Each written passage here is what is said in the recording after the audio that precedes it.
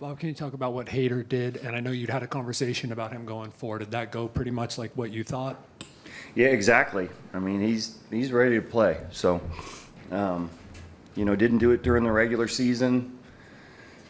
Kept his workload at a minimum. He saved those type of things for the postseason. He was all for it. He knew that, any runner on and 2 out, he was going to be coming in for 4 outs and did what we expect him to do.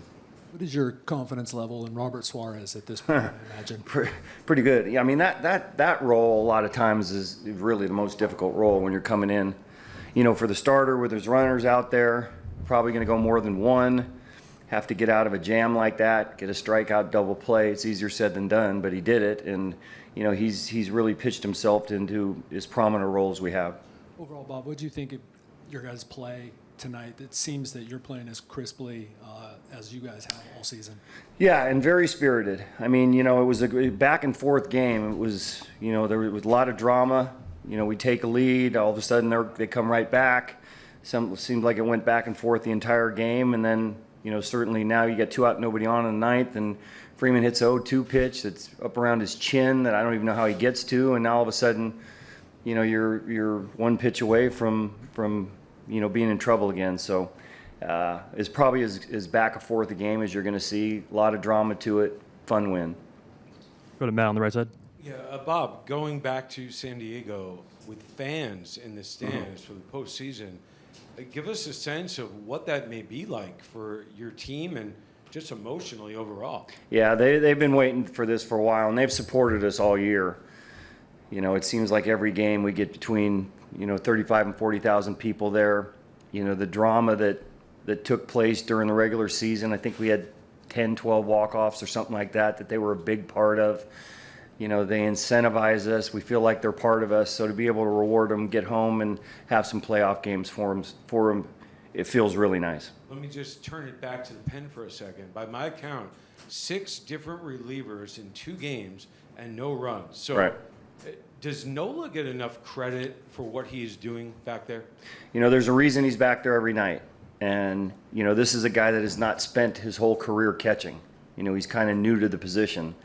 But the strides that he's made this year, very cerebral in what he does. He works very well with the pitchers, not only starters, but the relievers. They have a ton of faith in him. And here we are in the postseason, and this guy's catching every game for a guy that has not done this very often. He does not get a lot of as much credit as he should, and I'm glad you asked that question. Thank you. Go back to Kevin in the front. Can you talk about that sequence where you was holding Mookie on and then a really, really good throw by Nola there? That's his best throw of the year. Comes up at the biggest time. So, we know that they're probably going to be a little bit more aggressive. Yu has actually been better in the second half of the season than maybe the first half of the season in holding runners, and gave him a time. I gave him a 1-3. I think it was around 1-3 that he gave him to throw, and Knowles made his biggest throw of the year. So credit to both of those guys for being aware. Do you think that Jake at all maybe rushed Turner? Jake on his way to second on the error that Turner made. Did you happen to see that? I think it's more just kind of how we're playing right now. So we're going as hard as we can every 90 feet. And I think it kind of resonates as the game goes along. Look, he doesn't do that very often. But I think when you play in the style that you do, you have to be crisp in how you get the ball and get rid of it. And whether it had an effect or not, I'm not sure. They go to pitchcom. Is that the first time that Yu has used pitchcom? Yeah. And that's a pregame decision when they get in that situation? Yeah, it was just at the start. It was just at second base, and then I think they used it a little bit more as the game went along. So that's not easy either. You go through an entire season not using it, and all of a sudden, you're using something that you're not used to at all. And credit you too. I mean, you got to be pretty calm out there to be able to do it and deal with something like that you never have before. Go back to Matt. Yeah, the double play that was turned Cronenworth to Kim in the 6th. Game 1, they turned a huge one in the 6th. Tell me, in your eyes, how pivotal was that moment for your team? Yeah, that was a play of the game. So, there are certain moments that get lost in the shuffle with the drama at the end of the game.